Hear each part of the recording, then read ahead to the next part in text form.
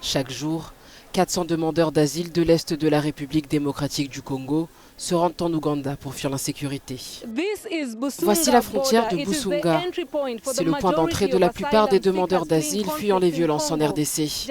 À seulement 6 km de là se trouve le site d'une attaque meurtrière des ADF qui a fait des dizaines de morts parmi les villageois début février.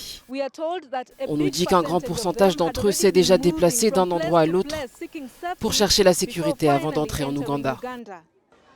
Une fois dans le pays, les demandeurs d'asile passent quelques heures, voire quelques jours dans la ville frontalière de Bundi-Bubio avant d'être transférés au centre de transit de Bubukwanga, situé à 30 km.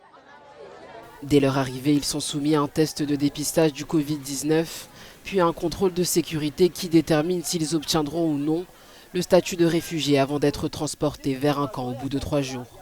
La plupart d'entre eux arrivent encore traumatisés par les crimes dont ils ont été témoins. C'est effrayant de voir un corps mutilé. Ils ont tué ma famille, mon frère aîné, sa femme et ses enfants.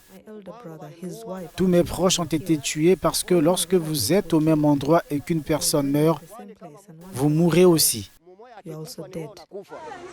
À la frontière de Busunga, le nombre de demandes d'asile augmente de minute en minute. Le centre a connu un premier afflux en 2013 avant de devenir inactif. Aujourd'hui, à la suite de nouvelles atrocités, ils doivent faire face à de nouveaux défis. Nous sommes préparés. Bien sûr, quand vous entendez des balles, parfois on l'entend d'ici. Au début, c'est effrayant, mais ensuite ça devient normal. Comme nous sommes à la frontière, le gouvernement a vraiment essayé d'assurer la sécurité. Si vous vous déplacez, vous trouverez de nombreux détachements de l'UPDF. Donc l'on se sent en sécurité. Les forces conjointes de l'armée congolaise et ougandaise ont allié leurs forces le 30 novembre dernier pour combattre les rebelles des forces démocratiques alliées. Le 12 janvier, les deux armées annonçaient l'arrestation d'un des fondateurs des ADF, mais cela n'a pas mis un terme aux violences dans la région.